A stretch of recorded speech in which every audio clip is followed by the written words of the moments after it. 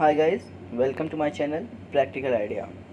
Okay, today हम लोग आज अपने इस चैनल पे transport of food and minerals का पार्ट 2 ख़त्म करेंगे। और जो बच्चे अभी तक पार्ट 1 नहीं देखे हैं, प्लीज़ वो जाके पार्ट 1 ज़रूर देखिएगा। आज का हमारा जो टॉपिक है transport of food and minerals in, ठीक है गाइज, हम पढ़ेंगे transport of food and minerals in plants part 2। हाँ, आज तक हम पहले लेक्चर में ख़त्म किए थे कि लिविंग ऑर्गेनिज्म को ज़िंदा रहने के लिए to survive, for their survival they need CO2, means in I am talking about plants, green plants which are living organism.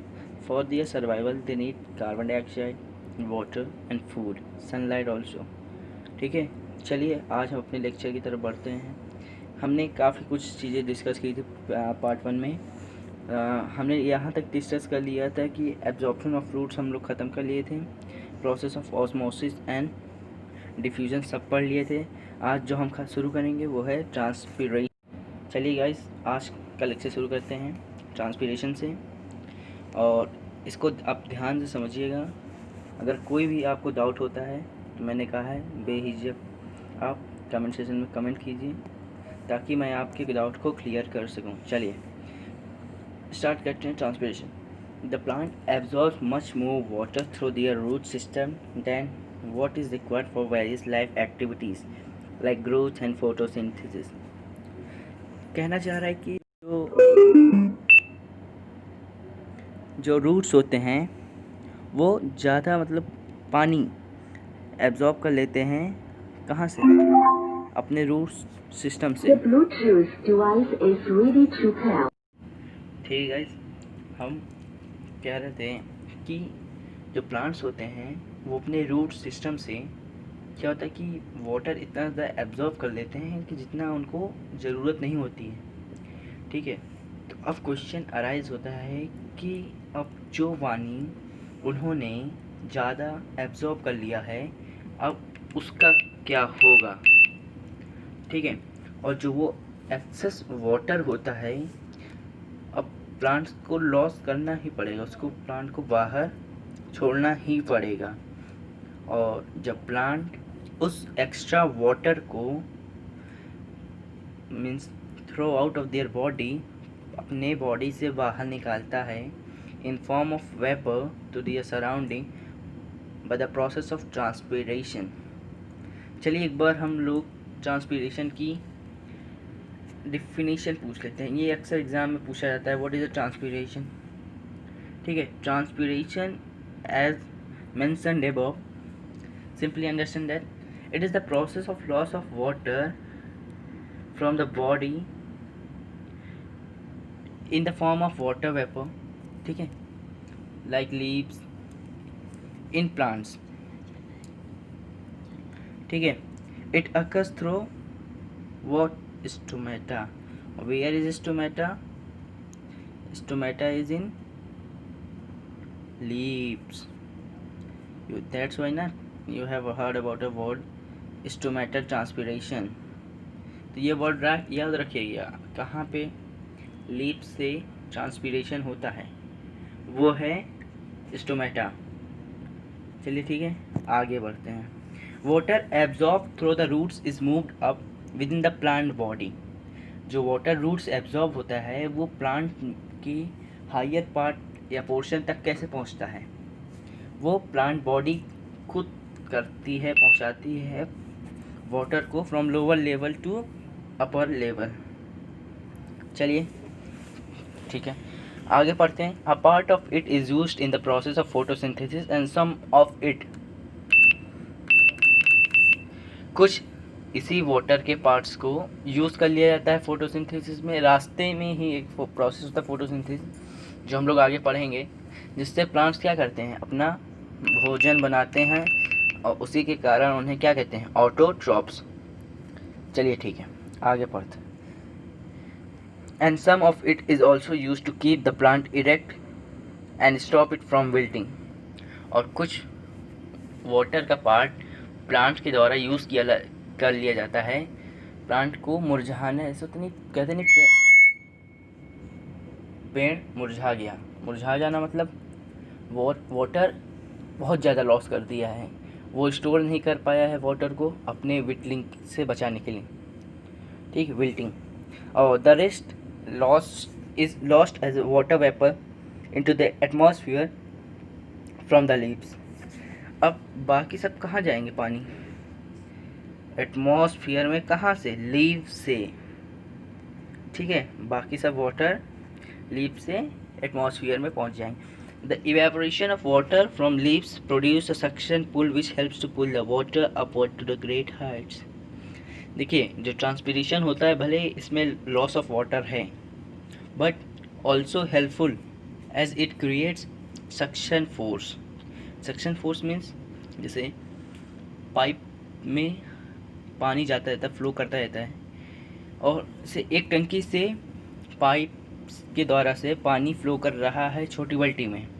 अब उस टंकी में, उस पानी में आप कैसे फ्लो कराओगे पानी उस पाइप? अगर या तो हायर एल्टीट्यूड, लोअर एल्टीट्यूड करके।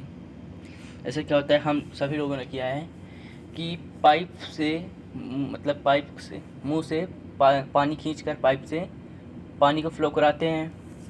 तो अब वो सक्शन फोर्स हम करते हैं, फिर ऑटोमेटिकली हम लोग देखते हैं कुछ देर बाद कि पानी अपने आप फ्लो करने लगता है, और जो पानी टंकी में है, जितना भी पानी होता है, बाहर आ जाता है। क्यों?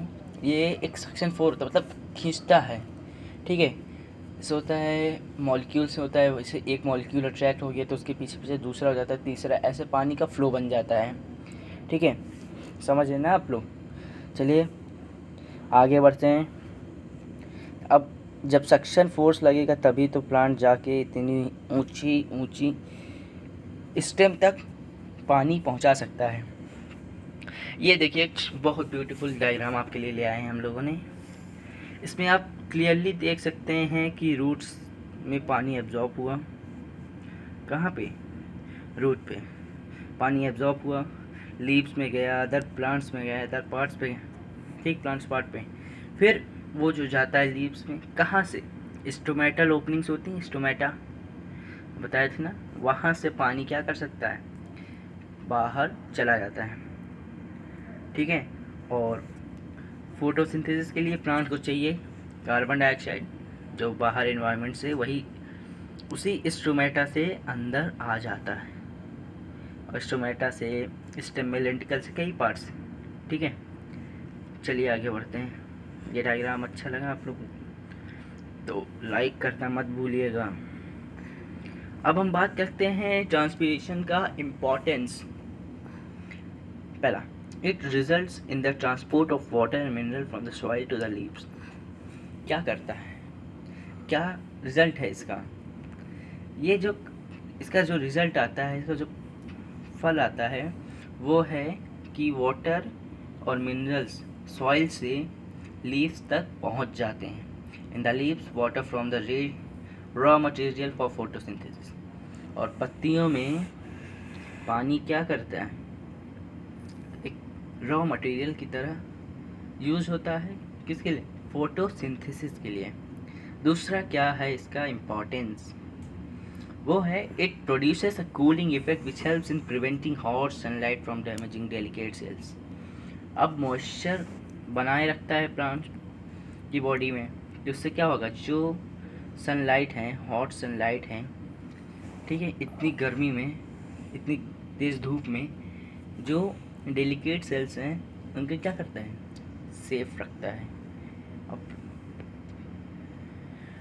ठीक है, अब बात करेंगे फैक्टर्स अफेक्टिंग ट्रांसपीरेशन। अब ट्रांसपीरेशन को कौन कौन अफेक्ट करता है? पहला, इंटेंसिटी ऑफ लाइट। अब हम लोग देखते हैं ज़्यादा धूप होता है तो प्लांट को ज़्यादा पानी चाहिए और जल्दी वो मुरझा जाते हैं। कम धूप है तो उनको कम पानी चलेगा, ठीक है।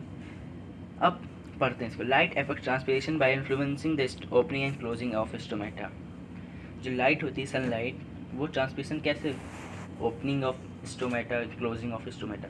हमने बताया था ना, स्टोमेटा से ही वाटर क्या करता है? स्केप करता है, स्केप आउट्स। अब वो बंद रहेगा तो कम स्केप या नहीं वाटर स्केप होगा बाहर। अब ज़्यादा सनलाइट होती है तो क्या करता है? स्टोमेटल अपने आप ओपन्स हो जाते हैं, तो ये क्या करता है? वाटर लॉस ज़्यादा हो जाता है। तो मतलब डायरेक्टली ट्रांसपीरेशन किस पे डिपेंड करता है? इंटेंसिटी ऑफ लाइट, डायरेक्टली और you can say indirectly, it is indirectly. During the day stomata are open and close during the night. More the intensity of light, more is the stomatal opening, more stomatal opening increases the water loss one.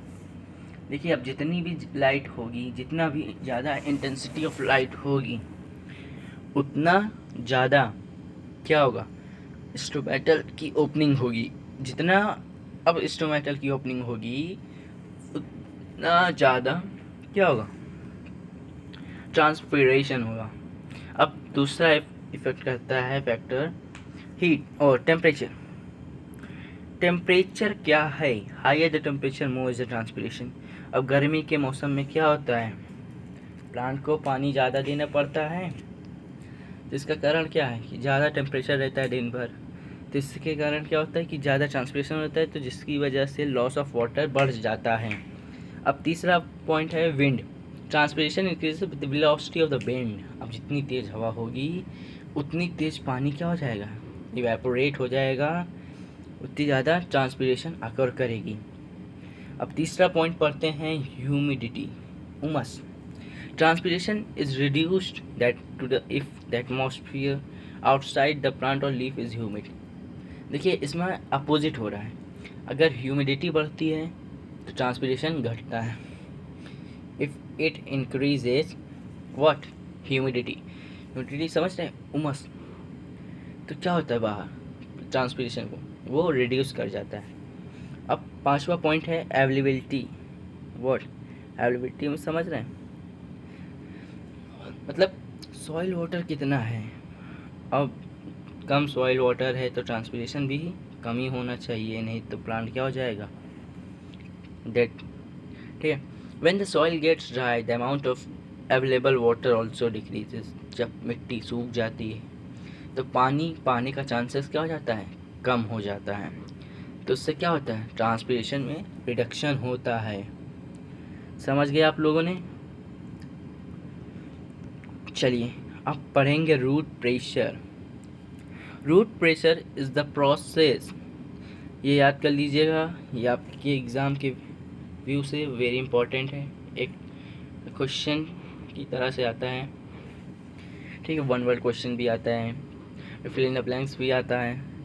Like the pressure under which water moves from the living cell of a root cell into the xylem. ऐसा pressure जिसके कारण क्या? Water, पानी move करता है living cell से, living cell कहाँ के? रूट के जाइलम सेल्स में। जाइलम क्या थे? जाइलम ट्यूब क्या थे? जो कंडक्टिंग ट्यूब्स थे, और जो कंडक्टिंग ट्यूब्स थे क्या करते थे? पानी को different parts of the plant तक पहुंचाते थे, ठीक है। It is developed due to upward flow of water as a result of the pressure developed in the root due to accumulation of water absorb by them.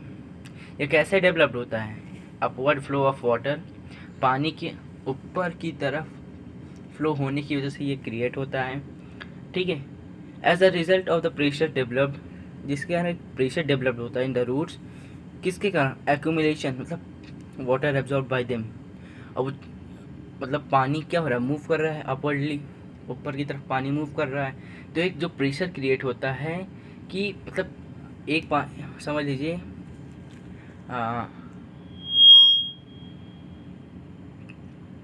ये एक, मान लीजिए water molecules है, जब ये ऊपर की तरफ मूव कर जाएगा तो इसकी जगह लेने के लिए दूसरा वाटर मॉलिक्यूल्स आ जाएगा बाहर से, तो ये प्रोसेस कंटिन्यू रहती है। तो अब क्या होगा कि ये कंटिन्यूसली है तो एक प्रेशर डेवलप्ड होता है, जिस प्रेशर से इनको वाटर मॉलिक्यूल्स को अपवर्डली फ्लो कराया जाता है, ठीक है। This root pressure is one of the forces to raise water through the leaves. ये उन प्रेशर में से एक हैं जो पानी को ऊपर तक पहुंचाने में मदद करते हैं। The root pressure theory was given in the early 18th century to explain the rise of water in plants. इस थ्योरी को कि रूट प्रेशर की थ्योरी को कब दिया गया था? अर्ली 18th सेंचुरी में, 18वीं सदी में। किसके लिए? Explain the rise of water in plants. This force alone, however, cannot explain the rise of water in tall trees. सिर्फ रूट प्रेशर ही क्या नहीं कर सकता, डिफाइन नहीं कर सकता कि पूरे पार्ट्स, प्लांट पार्ट्स में इसी फोर्स के द्वारा वाटर ट्रांसपोर्ट होता है। ठीक है, अब बात करते हैं active transport. Movement of molecules across a semi permeable membrane against a concentration gradient using energy is called active transport. अब सेमी परमेबल को मेम्ब्रेन से एक साइड से दूसरी साइड सेमी परमेबल के मूवमेंट्स ऑफ मॉलिक्यूल्स हो, वो भी किससे, एनर्जी यूज़ करते हुए। जैसे कोई चीज़ को आप हाथ पकड़िए और थ्रो कर दीजिए, ठीक है, हाँ, जस्ट लाइक आप एक ईंट लीजिए और पानी में फेंक दीजिए। Suppose that upper layer he water है और नीचे मान लीजिए, समझ लीजिए, ये एक सेकेंड हम आपको दिखा रहे हैं डायग्राम। ये वाटर है, ये ग्राउंड है, आप यहाँ पे हैं, ईंट थ्रो करिए, ईंट यहाँ नीचे जब आ जाएगी, जब यहाँ से आपने इसको थ्रो किया तो कुछ एनर्जी यूज़ किया, तो अब ये कौन सा ट्रांसपोर्ट हुआ, एक्टिव ट्रांसपोर्ट। क्यों? क्योंकि हम we are using energy. In active transport absorption of root और absorption of water is due to living cell of roots. जो एब्जॉर्प्शन ऑफ वाटर होता है लिविंग सेल के द्वारा, उसे क्या कहते हैं, वो एक्टिव ट्रांसपोर्ट होता है। The living root cells create a force which is responsible for the intake of. जो लिविंग सेल्स होते हैं रूट्स के, वो क्या करते हैं, एक फोर्स क्रिएट करते हैं और जो रिस्पॉन्सिबल होते हैं वाटर इनटेक के लिए। On the other hand passive absorption of water takes place which is controlled by transpiration. अब समझ गए, जिसमें एनर्जी यूज़ हो तो एक्टिव है, जिसमें ना हो वो पैसिव है। जो ट्रांसपिरेशन वाला हुआ था रूट प्रेशर से, तो वो क्या था, पैसिव था, क्योंकि उसमें वो एनर्जी तो कहीं वेस्ट हुई नहीं थी। क्या? क्योंकि वाटर अपने आप इवेपोरेट होगा तो सक्शन फोर्स क्रिएट होगा, तो अपने आप नीचे से पानी खींचेगा। ठीक है,